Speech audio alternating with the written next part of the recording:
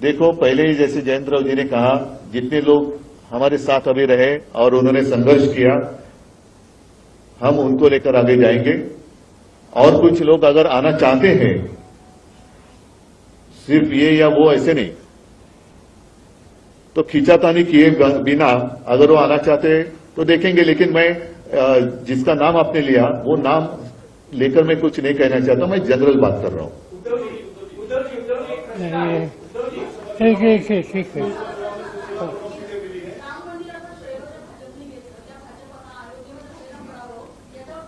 एकच तुमच्या लक्षात असेल, मी 22 जानेवारीला ताळाराम मंदिरात गेलो होतो आणि 23 जानेवारीला ज्या दिवशी शिवसेना प्रमुखांचा जन्मदिवस असतो तेव्हा नाशिकच्या सभेत मी म्हटलं होतं की आम्हाला भाजपा मुक्त राम पाहिजे। तो भाजपा मुक्त राम अयोध्यावासियांनी आणि उत्तर प्रदेश जिथे जिथे प्रभू रामचंद्राचं वास्तव्य होतं तिथे तिथे भाजपाने सपाटून मार खाल्लेला आहे। म्हणजे आता भाजप मुक्त राम झालेला आहे।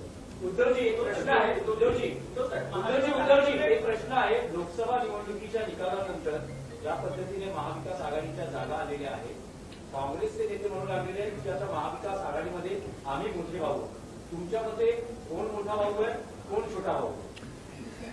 या निवडणुकीमध्ये मोठा भाऊ छोटा भाऊ वगैरे काही चालणार नाही।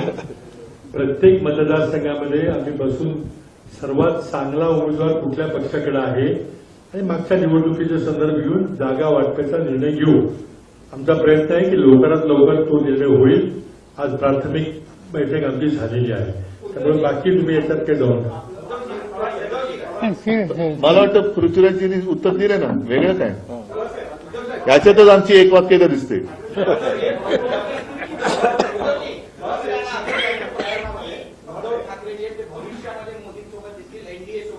कोण? ठीक आहे,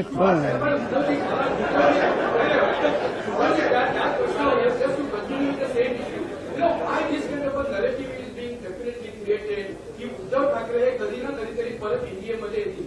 We would definitely like to have some certain clarification. Are you really serious on that? Some back channel activities are on. What's happening on that front? बरं ठीक आहे, मला समजा जायचंय, यांच्यामध्ये बसून आता हो सांगू